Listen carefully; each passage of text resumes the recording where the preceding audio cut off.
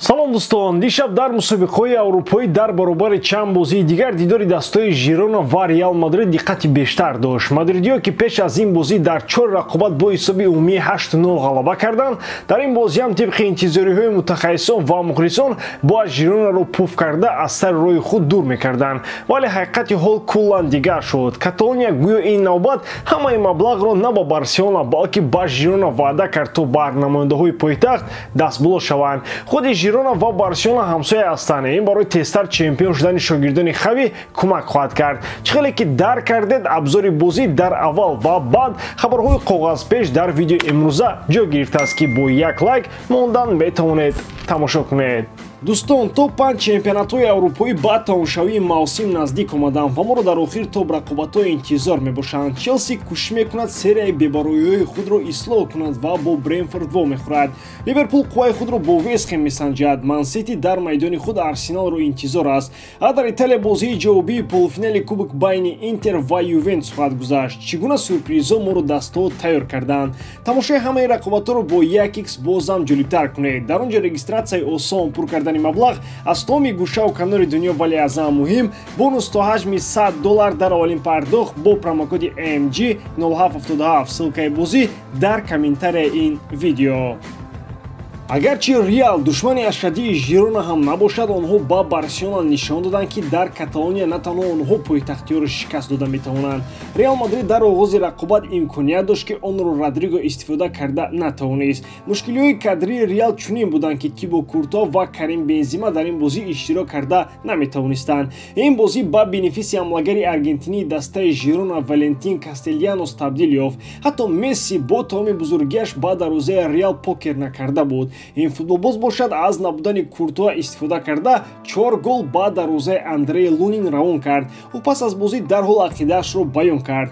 Ба дарвозаи Реал Мадрид 1 гол задан орзу аст. 4 гол равон кардан ин баробар ба афсона мебошад. Аз ин натиҷа хеле хушҳолам. Карло Анчелоти пас аз рақобат чунин гуфт: агар мо дастаи ҳақиқӣ бошем, пас бозиамон ба даста монанд аст. ғалабаро даста мекунад. Мо имрӯз натавонистем. Винисиус хуб буд, ҳам гол зад, ҳам ассист кард, аммо даста дар маҷмӯъ хеле бад буд. Сармураббии дастаи Жирона Матчин ишора кард ки онҳо ба ин рақобат омода шуданд, вале ӯ интизор надост ки дастааш метавонад 4 гол ба дарвозаи Реал занад. Пеш аз Кастельянос дар асри 21 ба дарвозаи Реал танҳо як нафар 4 гол зада буд. Ин Роберт Левандовски мебошад. Дар Реал Мадрид Винисиус чун ҳарвақта аз ҳама бештар кӯшиш кард. Ӯ 1 гол ва 1 ассистро дар ин бозӣ ба номаш муҳр зада тавонист. Дар маҷмӯъ бозии Реал ба як бозии кӯчагӣ монанд буд ва умуман маъно надошт. Эмерик Лапорт аз мавқеи худ дар дастаи Манчестер Сити розӣ нест. Лубози мазкур мехоҳад вақти бештари бозиро пайдо кунад. Бо сабаби гузаштан ба низоми нави бозӣ Гвардиола ба Эмерик Лапорт имконияти ками бозиро медиҳад. Айни замон дар Ман Сити 3 дифоъгар Рубен Диаш, Аканжи ва Натан Аке аз ҳама асосӣ ҳастанд ва маҳз онҳо ба корҳои дифоӣ машғул ҳастанд. Стонзро Пеп дар мавқеи нимҳиматгари такягоҳӣ истифода мебарад. Лапорт мехоҳад вақти бештари бозӣ пайдо кунад, аммо Гвардиола онро дода наметавонад. Эмерик метавонад тобистони соли ҷорӣ аз дастаи шаҳри Манчестер биравад. Пас аз он ки Кансело норозӣ шуд ва инро рӯ шуд ба Гвардиола баён намуд, ин ҳолат ба ҷангу ҷанҷол ва рафтани Кансело ба муддати ним мавсим аз Манчестер Сити шуд.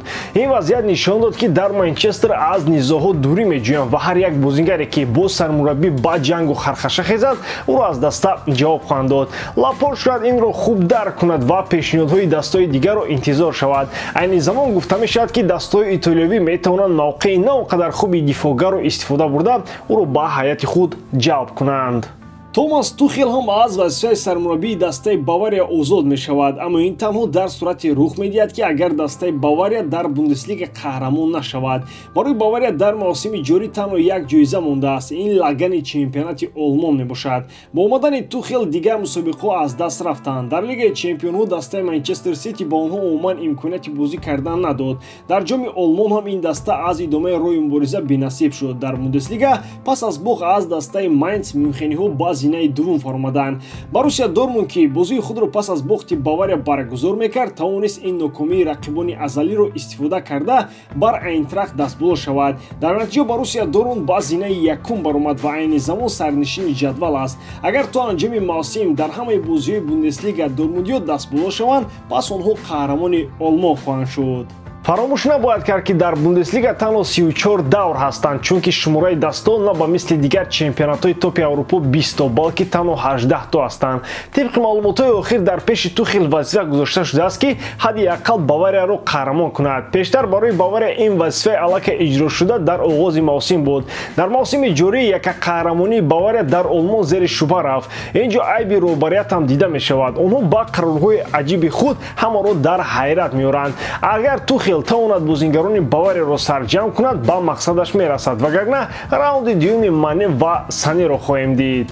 Килиан Мбаппе шахсан аз Флорентино Перес узр пурсидааст. Ин хабаре аст ки на танҳо як нафар, балки чандин сарчашмаҳои боэътимоди варзишӣ нашр кардаанд. Тибқи маълумот Мбаппе акнун дақиқан омодааст то ба Реал Мадрид гузарад. Анонси мавсими нави силсилафилми гузариши ӯ ба Реал ҳамин аст. Пас аз ин боз дар масъалаи трансфери ин футболбоз ба дастаи Реал хабарҳои дуруғу рост хеле зиёд пайдо мешаванд. Баъд аз муносибати Мбаппе бо Реал Мадрид чунин менамуд ки дарҳои ин клуб барои ҳамлагари фаронсавӣ пӯшида мешаванд ва аммо Мбаппе бо бозиҳои беҳтаринаш дили Пересро об карда тавонист. Новобаста аз ин қадами нахустинро бояд Килиан Мбаппе мегузошт. Ӯ ба ваъдааш вафо накард ва ӯ бояд гуноҳи худро иқрор мешуд. Ҳамин тариқ Килиан аз Флорентино Перес узр пурсид. Ӯ ишора кардааст ки ин навбат дақиқан омодааст ки ба Реал Мадрид гузарад.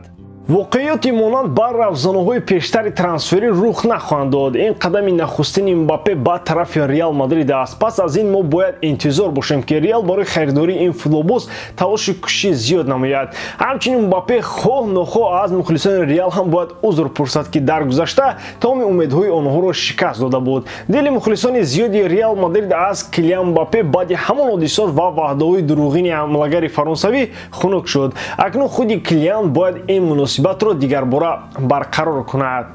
ба ҳамин тамом бори дорам ки эҷодкории ман ба шумо писанд меояд. лайк, комментария ва дар канал обуна шуданро аз ёд набароред. бо шумо мисли ҳар вақта Муҳаммад Гаиров. хай бародарон, дар паноҳи Аллоҳ.